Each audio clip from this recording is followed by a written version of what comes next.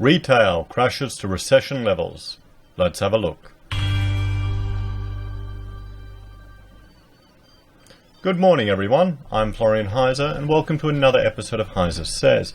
I've got my ritual morning stein of coffee to keep me going, and I thought we would have a look at a few things, particularly to do with the retail sector. Now, an article has come out in the ABC and the Age where retail levels have slumped to 1990s recession levels, claiming the tax cut and fails to stimulate consumer spending. Now, I will bring up a chart here, everyone. Hang on, let me just...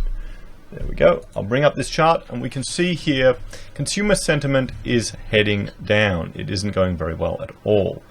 And we'll jump over and have a look at some other data from the Australian Bureau of Statistics. I'll turn off that chart. And this is the key figures from the, latest September key figures from the retail trade. You can see the trend, from August to September. It's slightly up. It's seasonally adjusted. It's slightly up, 0.2%. which isn't very much. But turnover in volumes, September quarter, so June 2019 to September 2019, it hasn't changed at all. Seasonally adjusted, it's actually gone down. And here's their quarterly turnover in volume terms. You can see it's heading down. So the trend estimate rose 0.2% in September 2019. This follows a rise of 0.2% in August and a rise of 0.2% in July 2019. The seasonally adjusted estimate rose 0.2% in September. This follows a rise of 0.4% in August and a relatively unchanged result in July. So in volume terms, the trend estimates for Australian turnover was relatively unchanged in September. So there we are, and I will link to this if you'd like to go through the analysis yourself, but you can see the trend in the seasonally adjusted retail turnover here. And what we'll do is we'll just jump to another website, Trading Economics, and here we will have a look at some of the indicators for Australia. Now, what I want to quickly look at is just the retail here. What do we have? We've got manufacturing, service, business confidence. Well, business confidence, we can see here, it's going lower as well. We'll go consumer spending. Let's have a look at consumer spending. You can see it's slightly going up. Business confidence is heading down, and it's what we want to see. Actually, I'm going to go to the calendar. What we want to see is what has changed. Retail sales month on month in September. The actual was 0.2%. Previous it was 0.4%. The consensus was 0.5%. So this is the big issue here, is that it's below the consensus and below the forecast. So that's the thing. The market tends to make predictions and prices these predictions in. So the fact that retail sales month on month are less than the forecast and less the consensus is what is concerning. And, that's telling us that slowdowns in many parts of the economy may be trickling through to retail, and claims that people are putting more off their mortgages or preparing for tough times, particularly in construction, where building approvals have just crashed, is making a lot of sense. I know that's what I'm doing. I'm preparing. I know a lot of people I'm talking to are preparing as well. And it's just, one of it is building up a taste for cheap coffee. That's good. So let's have a read through this article. Retail slumps to weakest levels since 1990 recession as tax cuts fail to stimulate consumer spending. I mean, that's just the problem. Australia is sounding like a one-trick pony where the politicians want to push up the housing sector simply to get us to buy crap to stick in those houses. Am I the only one that's seeing that? Or am I just too cynical? Consumers are still cutting back on spending as tax cuts and successive interest rate cuts have so far failed to stimulate Australia's retail sector. Key points. The retail sector for the month up 0.2%, and the quarter 0.1% was worse than expected. Exactly, and that's the big problem. There is no evidence that RBA's interest rate cuts and government's tax cuts have had much effect. Well, no, because you do one cut, it destroys confidence. It destroys sentiment. I mean, we have a look here, guys. I'll bring this up. There you go. Boom, it's shot down. Everyone felt nice and happy with, we had a coalition government because everyone was terrified you'd get a Labour government. But that wears off, guys. It wears off. Retail spending was significantly worse than expected, according to the latest Bureau of Statistics figures. This was the weakest retail spending in 28 years, said ComSec chief economist Craig James.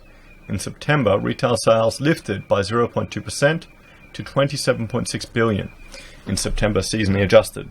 Overall, this puts retail sales growth at 2.5% over the past year. It was much less than what the market had forecast, 0.5, and a steep fall compared to the previous month's result, 0.4.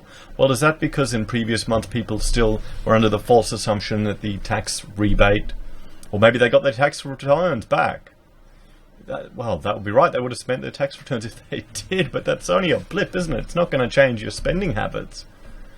I mean, what do you spend your tax returns on? Let us know in the comments if you managed to get one. And if you did, and you didn't pay off debt, then let us know, because I think most of you would have paid off debt. The third quarter result, however, was even worse. Retail sales volume fell by 0.1%, again against market expectations of a 0.2% increase. So here we are. Sale volumes are down, and that has a lot of flow-on effects. Retail volumes have now recorded falls of 0.1% in 3 of the past 4 quarters, to be 0.2% lower than a year ago. NAB economist Xing Wang said, "I'm sorry, mate, I know I butchered that name, but it's a good point." And you've got to remember, guys, 10% of the nation's workforce is in retail.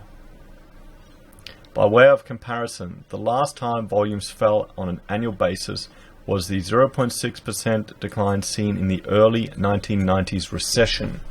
Now here's the thing, there'd be a lot of young people that don't even remember that recession, or maybe would have just been born during that recession. Let me know if you remember that. I remember that as a child. We were moving from Victoria to Queensland because business just tanked in my father's construction business, and we moved up here. So no, I think they were quite lucky because my mother's mobile hair care business, that kept them going, that kept money coming in. But yeah, I remember that recession. There were solid gains in retail sales volumes for the cafes, restaurants and takeaway services and food retailing industries, according to Ben James, ABS Director of Quarterly Economy-Wide Surveys. On the flip side, he said the worst performing categories were clothing, footwear and personal accessories retailing and department stores. Well, here we go. Food, cafes, restaurants, takeaway, food retailing. Yeah, I can see some of that being more of it people seeing as necessary spending, food, as even though it's eating out.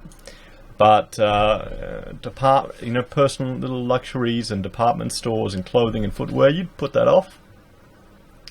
We estimate that around 60% of the tax refunds have arrived in households' bank accounts by the end of September, said Capital Economics senior economist Marcel Delampt.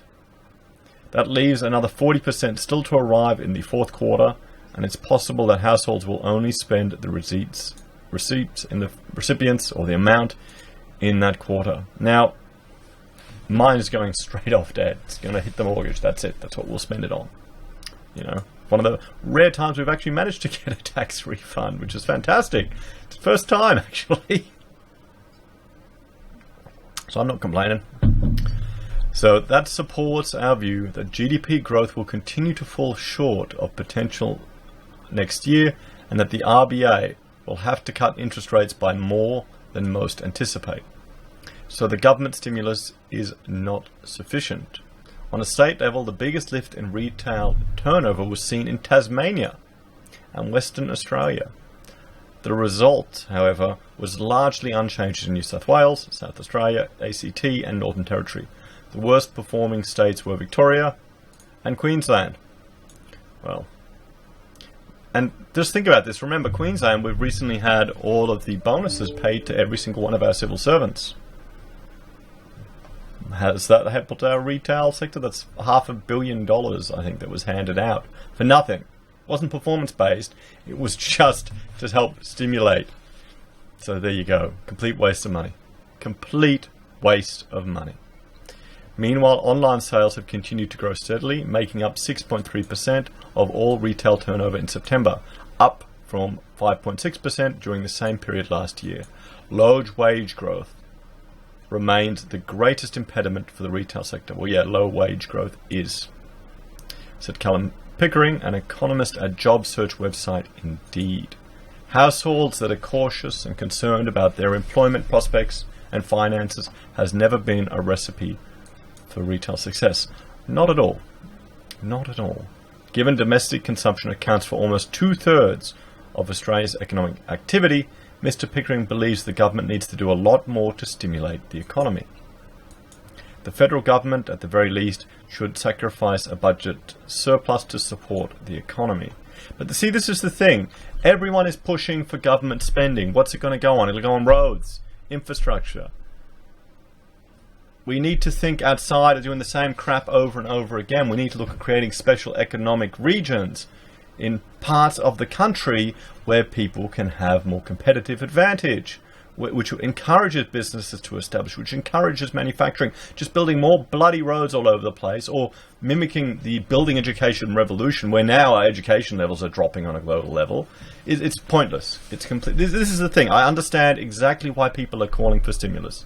They're under the false assumption that the government is the only one that can help.